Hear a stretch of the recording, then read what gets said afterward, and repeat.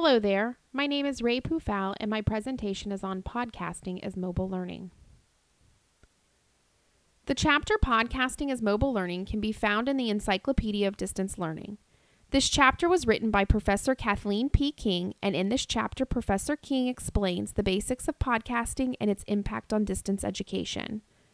Her main points in this chapter include understanding podcast and mobile learning, the power of collaboration, and what the future of podcasting may hold.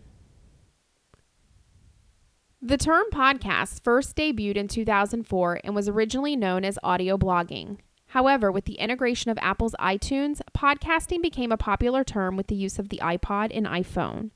In Professor King's chapter, she provides background information on the definition of a podcast and its components. King points out that podcasting is a powerful tool in the development of distance learning options. The basics of a podcast start with a digital audio file, which are usually produced in a series. Video files can also be created, and King mentions video podcasting as well in the chapter. Since podcasts are shared and passed along to many people, these files are given ID3 tags in order to retain their identity. Podcasts are recorded and hosted on the internet and then published using a special scripting language. Once published, the podcast can be sent to a listener's computer or wireless device. An RSS feed allows podcasters to subscribe to a podcast, which can then be delivered in a multitude of ways. The podcast can then be listened to from a wide variety of platforms, such as from your computer, your phone, or MP3 player. In this chapter, Professor King points out how mobile technology is improving our daily lives. More importantly, many of us are using this technology to improve our academic and professional learning. Podcasting is a great example of how this is happening. With podcasting, traditional boundaries of time or space are taken out of the equation. Podcasters can experience a time shift, which King describes as an anywhere and anytime type of learning. Users decide the when and where they want their learning to take place. What impact does podcasting have on distance learning? The first application is what can be described as standalone learning. A popular example of this type of learning would be a language learning podcast. This podcast is used more as a self-contained class. The second type is the CourseCast format, which is recorded class lectures that professors would then broadcast for students. This is usually the format seen in higher education classes, but as distance learning has gained momentum, instructors in higher education are seeing the benefits of other types of podcast applications. Another format of podcast is using an audio version of other types of traditional readings, such as reflective essays, articles, or conference sessions.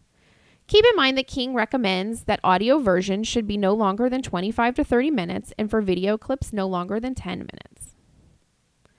One might think that podcasting is a one-way communication format, but in fact, most podcasters are looking for feedback from their listeners.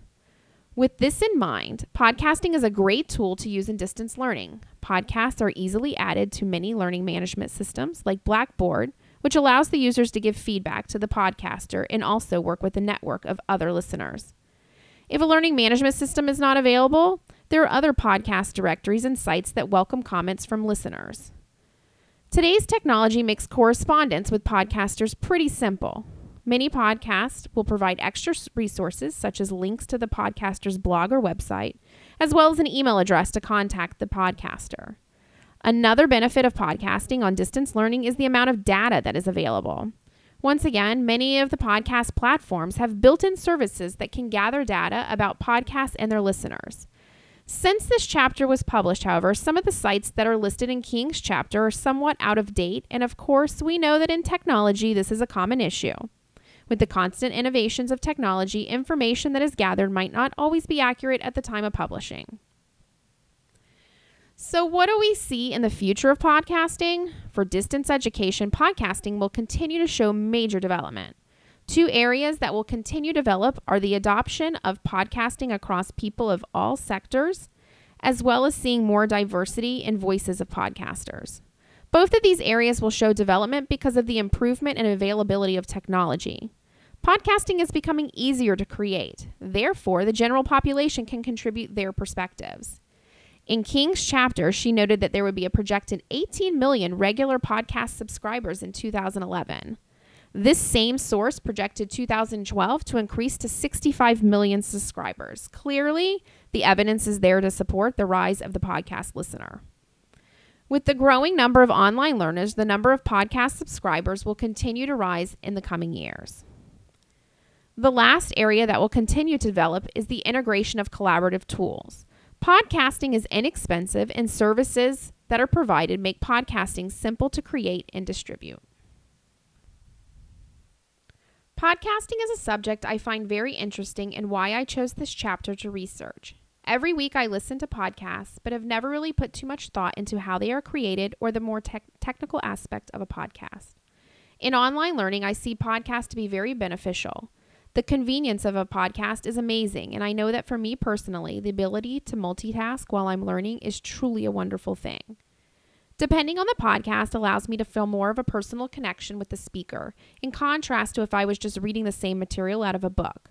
I also find that when I subscribe or follow podcasts, there's a network of people that have similar interests to me. I find that communicating within these communities provides me with new information that wouldn't be available to me otherwise. Last, I feel that podcasts allow students to create so many different types of assignments. Peer reviews, article readings, oral presentations, or homework help are just a few examples of ways to use podcasts. These assignments allow an instructor to use multiple instructional strategies, which in turn reach more of your learners. I think for online learning, being able to target all the many learning styles of your students is a huge component of a successful online class. I want to thank you for listening to this presentation, and I hope that it has been an informative session on podcasting.